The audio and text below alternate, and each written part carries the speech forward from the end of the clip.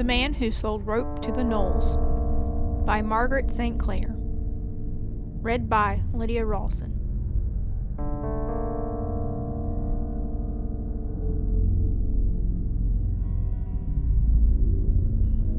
The Gnoles had a bad reputation, and Mortensen was quite aware of this.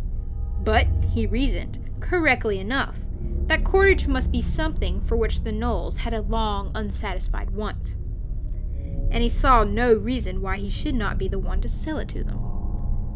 What a triumph such a sale would be! The district sales manager might single out Mortensen for special mention at the annual sales force dinner. It would help his sales quota enormously, and after all, it was none of his business what the Gnoles used the cordage for. Mortensen decided to call on the Gnoles on Thursday morning. On Wednesday night, he went through his manual of modern salesmanship, underscoring things. "The mental states through which the mind passes in making a purchase," he read, "have been catalogued as 1. Arousal of interest, 2. Increase of knowledge, and 3. Adjustments to needs." There were 7 mental states listed, and Mortensen underscored all of them. Then he went back and double-scored number 1, arousal of interest, number 4, appreciation of suitability, and number 7, decision to purchase. He turned the page. "Two qualities are of exceptional importance to a salesman," he read. "They are adaptability and knowledge of merchandise." Mortensen underlined the qualities. "Other highly desirable attributes are physical fitness and high ethical standard, charm of manner, a dogged persistence, and unfailing courtesy." Mortensen underlined these too. But he read on to the end of the paragraph without underscoring anything more, and it may be that his failure to put tact and keen power of observation on a footing with the other attributes of a salesman was responsible for what happened to him. The Gnoles live on the very edge of terra cognita, on the far side of a wood which all authorities unite in describing as dubious. Their house is narrow and high, in architecture a blend of Victorian Gothic and Swiss chalet. Though the house needs paint, it is kept in good repair. Thither, on Thursday morning, sample case in hand, Mortensen took his way. No path leads to the house of Gnoles, and it is always dark in that dubious wood. But Mortensen, remembering what he had learned at his mother's knee concerning the odor of Gnoles, found the house quite easily. For a moment he stood hesitating before it. His lips moved as he repeated, "Good morning, I have come to supply your cordage requirements," to himself. The words were the beginning of his sales talk. Then he went up and rapped on the door. The Gnoles were watching him through holes they had bored in the trunks of trees. It is an artful custom of theirs to which the prime authority on Gnoles attests. Mortensen's knock almost threw them into confusion. It was so long since anyone had knocked on their door. Then the senior Gnole, the one who never leaves the house, went flitting up from the cellars and opened it. The senior Gnole is a little like a Jerusalem artichoke made of Indian rubber, and he has small red eyes which are faceted in the same way that gemstones are. Mortensen had been expecting something unusual, and when the Gnole opened the door he bowed politely, took off his hat, and smiled. He had got past the sentence about cordage requirements and into an enumeration of the different types of cordage his firm manufactured, when the Gnole, by turning his head to the side, showed him that he had no ears. Nor was there anything on his head which could take their place in the conduction of sound. Then the Gnole opened his little fanged mouth and let Mortensen look at his narrow ribbony tongue. As a tongue, it was no more fit for human speech than was a serpent's. Judging from his appearance, the Gnole could not be safely assigned to any of the 4 physio-characterological types mentioned in the manual, and for the first time, Mortensen felt a definite qualm. Nonetheless, he followed the Gnole unhesitatingly when the creature motioned him within. Adaptability, he told himself. Adaptability must be his watchword. Enough adaptability, and his knees might even lose their tendency to shakiness. It was the parlor the Gnole led him to. Mortensen's eyes widened as he looked around it. There were whatnots in the corners and cabinets of curiosities, and on the fretwork table an album with gilded hasps. Who knows whose pictures were in it? All around the walls, in brackets, where, in lesser houses, the people display ornamental plates, were emeralds as big as your head. The Gnoles set great store by their emeralds. All the light in the dim room came from them. Mortensen went through the phases of his sales talk mentally.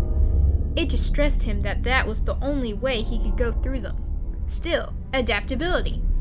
The Gnole's interest was already aroused, or he would never have asked Mortensen into the parlor. And as soon as the Gnole saw the various cordages the sample case contained, he would no doubt proceed of his own accord through appreciation of suitability to desire to possess. Mortensen sat down in the chair the Gnole indicated and opened his sample case. He got out henequen cable-laid rope, an assortment of ply and yarn goods, and some superlative slender abaca fiber rope. He even showed the Gnole a few soft yarns and twines made of cotton and jute. On the back of an envelope, he wrote prices for hanks and cheeses of the twines, and for 50 and 100-foot lengths of the ropes. Laboriously, he added details about the strength, durability, and resistance to climatic conditions of each sort of cord. The senior Gnole watched him intently, putting his little feet on the top rung of his chair, and poking at the facets of his left eye now and then with a tentacle. In the cellar, from time to time, someone would scream. Mortensen began to demonstrate his wares. He showed the Gnole the slip and resilience of one rope, the tenacity and stubborn strength of another. He cut a tarred hemp rope in two and laid a 5-foot piece on the parlor floor to show the Gnole how absolutely neutral it was, with no tendency to untwist of its own accord. He even showed the Gnole how nicely some of the cotton twines made up a square knotwork. They settled at last on 2 ropes of abaca fiber, 3/16 and 5/8 of an inch in diameter. The Gnole wanted an enormous quantity. Mortensen's comment on those ropes, unlimited strength and durability, seemed to have attracted him. Soberly, Mortensen wrote the particulars down in his order book, but ambition was setting his brain on fire. The Gnoles, it seemed, would be regular customers, and after the Gnoles, why should he not try for the Ghibellines? They too must have a need for rope. Mortensen closed his order book. On the back of the same envelope he wrote, for the Gnole to see, that delivery would be made within 10 days. Terms were 30% with order, balance upon receipt of goods. The senior Gnole hesitated. Shyly, he looked at Mortensen with his little red eyes. Then he got down the smallest of the envelopes from the wall and handed it to him. The sales representative stood weighing it in his hands. It was the smallest of the Gnole's emeralds, but it was as clear as water, as green as grass. In the outside world, it would have ransomed a Rockefeller or a whole family of Guggenheims. A legitimate profit from a transaction was one thing, but this was another. A high ethical standard, any kind of ethical standard, would forbid Mortensen to keep it. He waited a moment longer. Then, with a deep, deep sigh, he gave the emerald back. He cast a glance around the room to see if he could find something which would be more negotiable, and in an evil moment, he fixed on the senior Gnole's auxiliary eyes. The senior Gnole keeps his extra pair of optics on the third shelf of the curiosity cabinet with the glass doors. They look like fine dark emeralds about the size of the end of your thumb. And if the Gnoles in general set store by their gems, it is nothing at all compared to the senior Gnole's emotions about his extra eyes. The concern good Christian folk should feel for their soul's welfare is a shadow, a figment, a nothing, compared to what the thoroughly heathen Gnole feels for those eyes. He would rather, I think, choose to be a mere miserable human being than that some vandal should lay hands upon them. If Mortensen had not been elated by his success to the point of anesthesia, he would have seen the Gnole stiffen. He would have heard him hiss when he went over to the cabinet. All innocent, Mortensen opened the glass door, took the twin eyes out, and juggled them sacrilegiously in his hand. The Gnole could hear them clink. Smiling to evince the charm of manner advised in the manual, and raising his brows as one who says, "Thank you, these will do nicely," Mortensen dropped the eyes into his pocket. The Gnole growled. The growl awoke Mortensen from his trance of euphoria. It was a growl whose meaning no one could mistake. This was clearly no time to be doggedly persistent. Mortensen made a break for the door. The senior Gnole was there before him, his network of tentacles outstretched. He caught Mortensen in them easily and wound them, flat as bandages, around his ankles and his hands. The best tobacco fibers no stronger than those tentacles. Then the Gnoles would find a rope a convenience. They got along very well without it. Would you, dear reader, go naked if zippers would cease to be made? Growling indignantly, the Gnole fished his ravished eyes from Mortensen's pockets, and they carried him down to the cellar, to the fattening pens.